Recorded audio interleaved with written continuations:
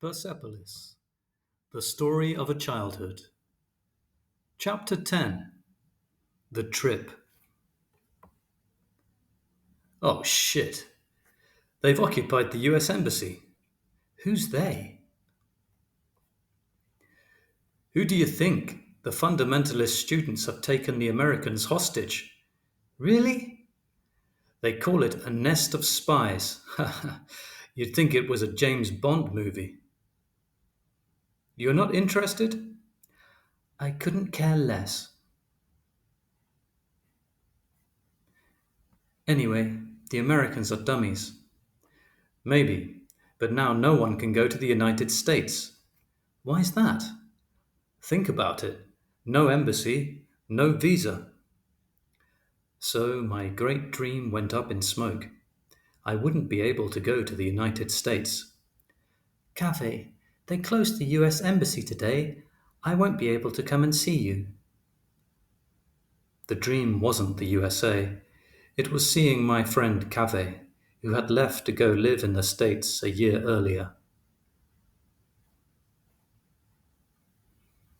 And then, some days later, the Ministry of Education has decreed that universities will close at the end of the month.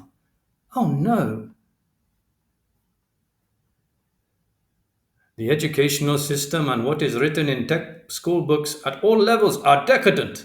Everything needs to be revised to ensure that our children are not led astray from the true path of Islam. Of course, of course. That's why we're closing all the universities for a while. Better to have no students at all than to educate future imperialists. Thus, the universities were closed for 2 years. You see, soon they're actually going to force us to wear the veil, and you'll have to trade your car for a camel. God, what a backward policy. A camel? No more university. And I wanted to study chemistry. I wanted to be like Marie Curie. I wanted to be an educated, liberated woman, and if the pursuit of knowledge meant getting cancer, so be it. It's I who discovered the newest radioactive element. And so another dream went up in smoke. Misery. At the age that Marie Curie first went to France to study, I'll probably have 10 children.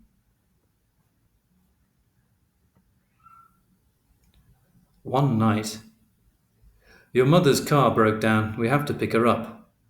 Eppie! Mom!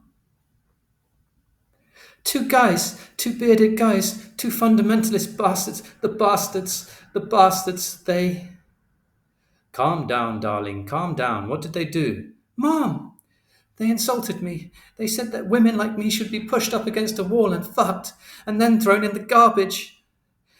And that if I didn't want that to happen, I should wear the veil. Forget about those morons. Let's go home. That incident made my mother sick for several days. Anything I can get you, Mum? And so, to protect women from all the potential rapists, they decreed that wearing the veil was obligatory. Women's hair emanates rays that excite men. That's why women should cover their hair. If, in fact, it is really more civilized to go without the veil, then animals are more civilized than we are. Incredible. They think all men are perverts. Of course, because they really are perverts. In no time, the way people dressed became an ideological sign there were two kinds of women: the fundamentalist woman, the modern woman. You showed your opposition to the regime by letting a few strands of hair show.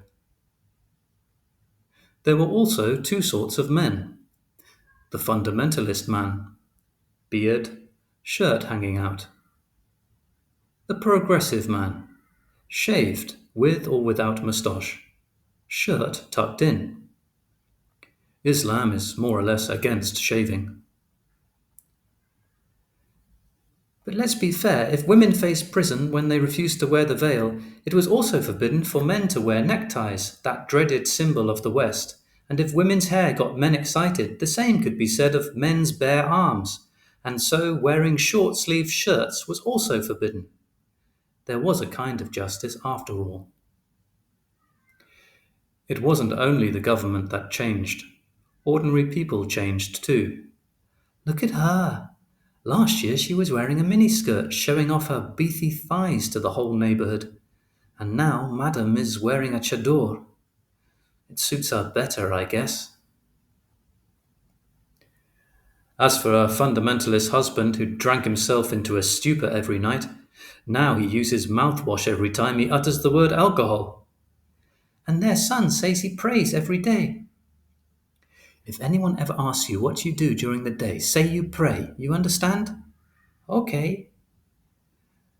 At first it was a little hard, but I learned to lie quickly. I pray 5 times a day. Me? 10 or 11 times, sometimes 12. In spite of everything, the spirit of revolution was still in the air. There were some opposition demonstrations. Tomorrow there's going to be a meeting against fundamentalism. I'm coming too. No, it's too dangerous. She's coming too. She should start learning to defend her rights as a woman right now. Since the 1979 revolution, I'd grown older. Well, a year older. And Mom had changed. So I went with them. I passed out flyers. Guns may shoot and knives may carve, but we won't wear your silly scarves. When suddenly things got nasty. The scarf or a beating. For the first time in my life, I saw violence with my own eyes. Dad! That was our last demonstration. Every man for himself! Things got worse from one day to the next. In September 1980, my parents abruptly planned a vacation. I think they realized that soon such things would no longer be possible. As it happened, they were right. And so we went to Italy and Spain for 3 weeks. It was wonderful. Right before going back in the hotel room in Madrid, look at this! The TV showed a map of Iran and a black cloud covering the country little by little. What in the world is this? Too bad we don't know Spanish. Maybe they're talking about pollution. You know, Tehran is the 4th most polluted city in the world. It looks like they're talking about the whole country, not just the capital. The next day, my grandmother came to pick us up at the airport. Grandma, I got you a black dress. She looked worried. Everything okay, Mum? Yes. I'm taking this thing off. It's too hot. It's good to be back. There's no place like home. True, but soon there'll be no home. Why do you say that? You haven't heard? Haven't heard what? We're at war. What?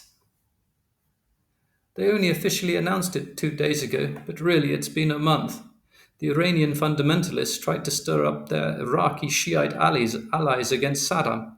He's been waiting for the chance. He's always wanted to invade Iran, and here's the pretext. It's the second Arab invasion. The second invasion in 1,400 years. My blood was boiling. I was ready to defend my country against these Arabs who kept attacking us. I wanted to fight.